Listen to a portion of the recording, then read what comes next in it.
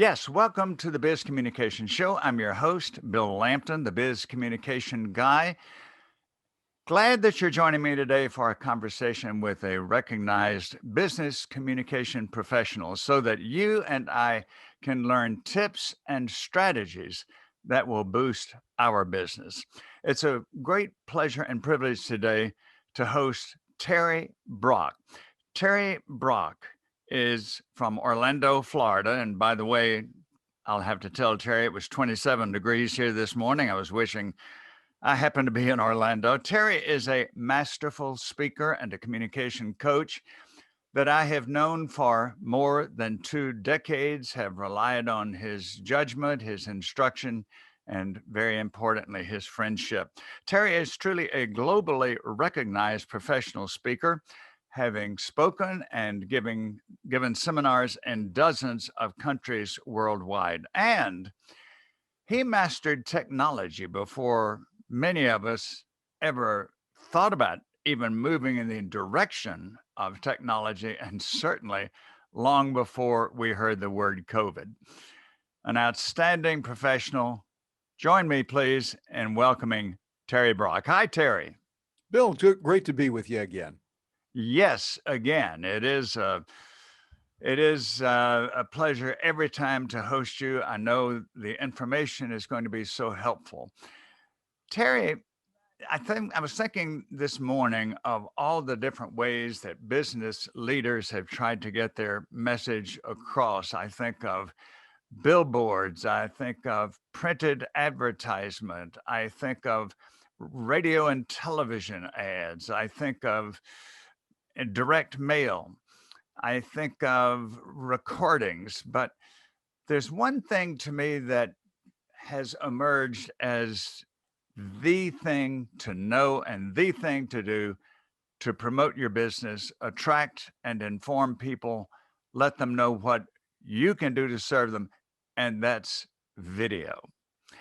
So, if we're going to get into video as business leaders to promote our business, tell us, please, just some of the basics we need to know, some of the basic equipment, some of the basic software. And fortunately, as you and I know, it's much simpler and much more cost effective than it once was. But let's say I come to you and I say, Terry, I've heard you're an expert in video and I need to learn it to promote my business. What are my first steps and what do I need to do? Well, there's a lot that is involved in getting it right and doing it, but the main thing is to realize, hey, you need to do it. Video is something that is doable. It's fun too. You can get in there and have a good time. And from a business point of view, you connect with people. It's not the same as being there in person, but it's pretty dadgum close. I think that's a technical term for it. It's pretty dadgum close where you get in there and you start working with it. And what you need are some critical elements. First of all, the most important part of video is audio. Bill, as you know, it's important to have that. I see you're using the Snowball microphone there, and I've got the Yeti microphone here from Both are Zoom. great. Yes. Yeah, they make sure the voice. How's my voice coming through right now? Excellent. And one of the things that you taught me early on is that you can have excellent video, but if the audio isn't comparable in quality, even an excellent video is not going to hold the viewers. Yeah, because people, if they can't hear it, they'll go, yeah, boom, and they only have 500 bazillion other choices on the internet. I think that's the exact number on there. There's so much out there. So your audio is the most important part. But then after you get past that, you want a good camera, a good webcam. Make sure you have that webcam and you position it properly and you put it on there so that you're looking into the webcam. Bill, you ever see the people that are talking on video and they're always like this? They're always looking over here when they're talking to you, and you're going, hey, hey, hey, my eyes are up here, okay? Well, and another factor that you have to learn if you're using Zoom as we are now, the natural tendency all of us would have would be to look at the person that we're conversing with. I mean, after all, mama and daddy said, look people in the eye Exactly. when you're talking to them. That's our habit and it's a natural tendency. So we have to train ourselves to look into the camera. Otherwise, we're looking down and that indicates we're probably not paying attention, which we really are. Yeah, it's very important you do that, and then make sure your background looks good. You and I have interviewed enough. There have been times I remember when I worked with Skype. I was there as their chief enterprise blogger. Did a lot of video interviews with people. Many of them at that time, particularly, were guys, kind of like me, nerdy and geeky, and we really got into the geek stuff. And they put things together, but didn't care as much about aesthetics or other things that are going on. So we get down to it. We check in the mics. We're making sure that's good. The cameras are good. Bandwidth is good. Everything great. We're about ready to go. And I look and I go, Charlie, before we go live here, are you sure you want the whole world seeing that particular picture that's over your shoulder? And he'll look and go, oh no, have to pull it down. You got to be careful of what's around you too. Well, And so it's interesting make sure that you do that. one time you and I were about to have an interview like this, and you said, "Bill, over here behind you, there's a video stand." I know it's useful to you, but it doesn't really need to be in the picture. It looks a little tacky and distracts. And I moved it, and guess what? I've never had that there again when I record a video. I learned. Yeah, I think that there's certain principles there, but it doesn't mean that then you got to go the other extreme and go, oh, I've got to wait until it's perfect. The old phrase of done is better than perfect applies here. And so you want to do that. But then today, what we can do, Bill, as you know, we can start using some of the other tools that are available, software and apps that enhance what we're doing to make the experience even better. So that you can use, yes, Zoom is good, which is what we're using right now, but you can go beyond that and enhance it so that you have other things. Well, like for instance, if I could show off just a little bit here, I can click on this and I tie into a camcorder that I have. Got my camcorder hooked up, and that's what Orlando looks like right now as we're recording it. That is not a picture, that's live, and we can zoom in and out. So you can see I can kind of zoom here. That's off our balcony, and we're looking at the lake there. But we can zoom in. And so sometimes, matter of fact, I'll show you this. Bill, tell me, I'm zooming in on this now. You can tell we're in Orlando, Florida, because what is that right there? Well, my initial guess was Disney, but you said, "No, that's a studio, right?" That is correct. This is Universal Studios, and this you're looking at is Hogsworth, Harry Potter's world.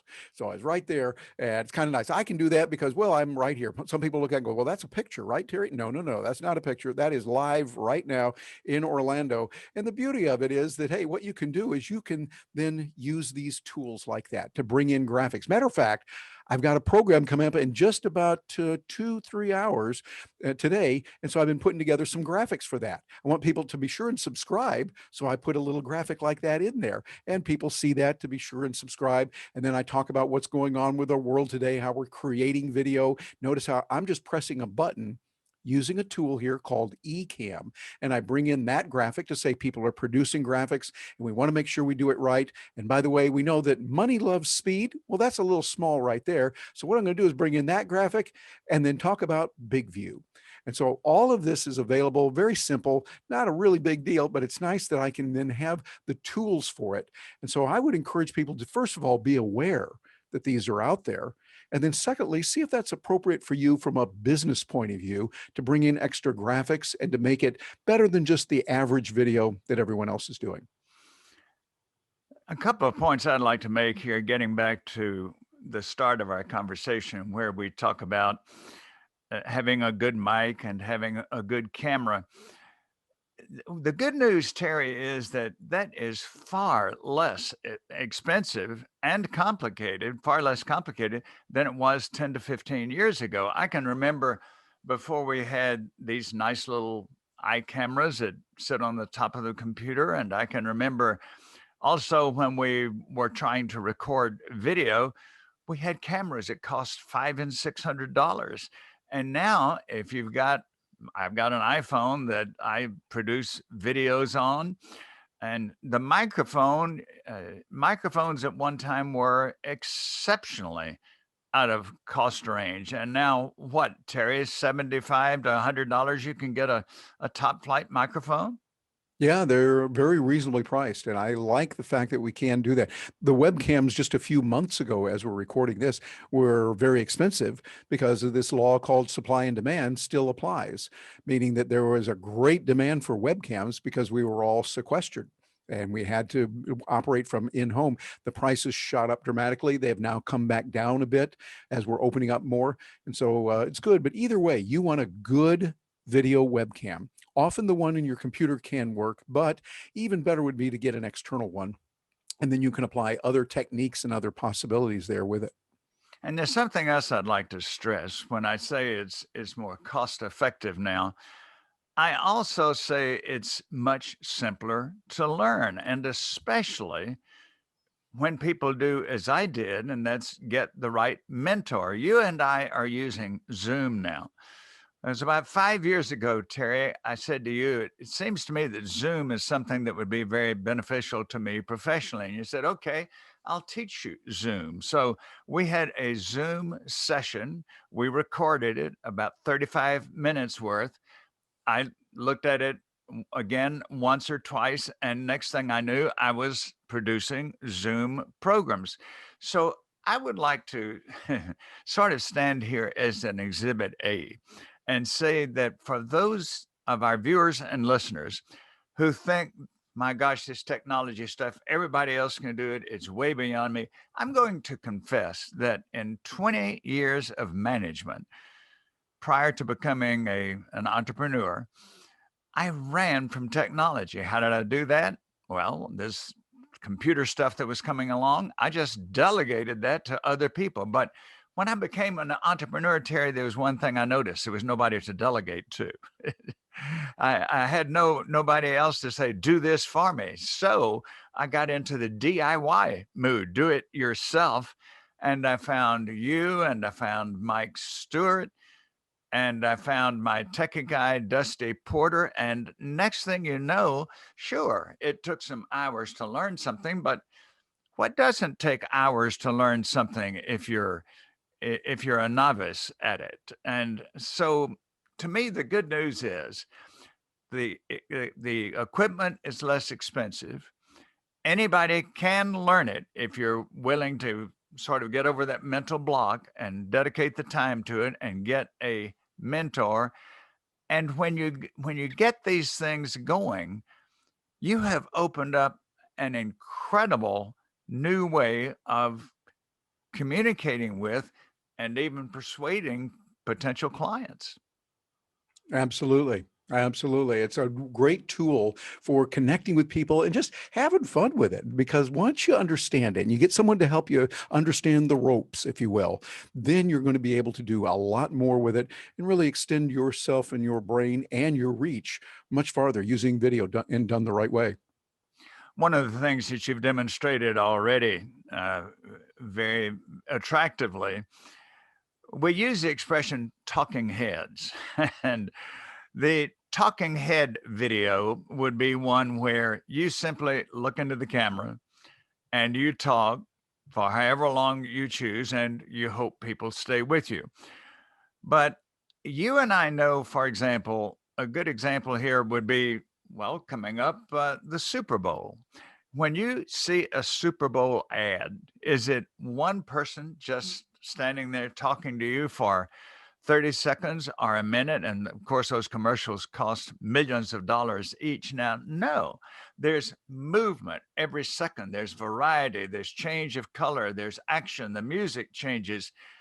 And so, again, these are not frills, they are rather necessary for us to learn how to show some of the additions that you've shown. And again, Terry, it's not something that you have to have a degree from MIT in engineering to understand and to become competent with.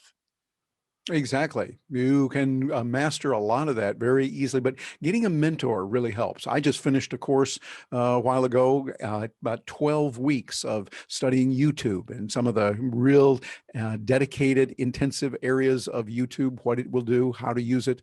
And I find that we're constantly learning. I'm taking other courses right now on creating content and how to do that and what to do with content. And I'm finding that's where our world is today. So we've got to be attuned to what the world is looking for right now, and that means continually educating ourselves and going back to classes.